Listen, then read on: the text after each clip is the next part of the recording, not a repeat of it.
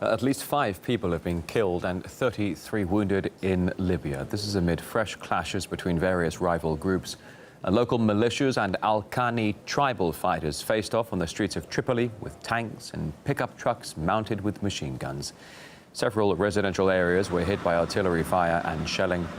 The clashes involved groups linked to the UN-backed government. Don Corter has details. If you've been following the headlines about Libya, you've probably heard a lot about post-war problems. Migrants, human traffickers, the French president's attempts to restore order there. Except the war never really ended.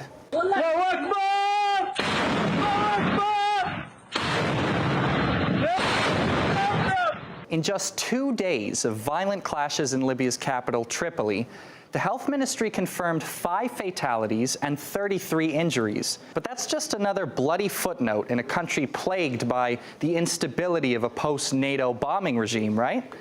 Well, this time, not quite.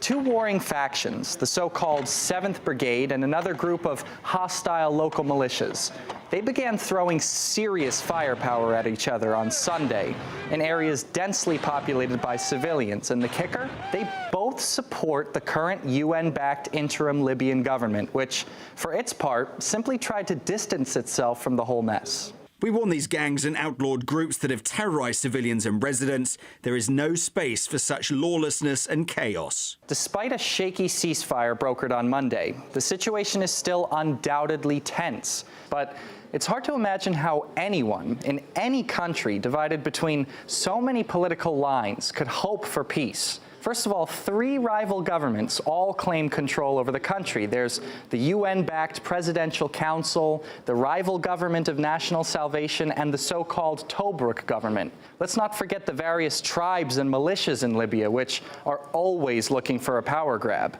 And the icing on the cake is ISIL still remains a significant force in the country. Just last week, they attacked a military checkpoint, killing at least 4 people. With such lawlessness and lack of any power capable of reining in the violence, pockets of fighting have been bubbling up across Libya. This, for example, is the town of Saba. It's essentially been reduced to rubble, and although the ceasefire there has been in effect for over 2 months already, people haven't forgotten the violence. I swear to God, in the days of the war, it was a time of terror. Shells and mortars fell at random. 1 shell hit my house, and my family is now displaced. In the end, this is the outcome before you. It is the view that speaks, not me. The houses are all destroyed. No water, no electricity. Some electricity and water has been restored, thank God. And life will settle slowly. It wasn't too long ago, back during the Libyan Revolution, when we heard Western leaders using those same old promises of spreading freedom and democracy. You showed the world you would get rid of a dictator and you would choose freedom. Vive Benghazi! Vive la Libye! Supporting the people of Libya as they build a future that is free and democratic and prosperous.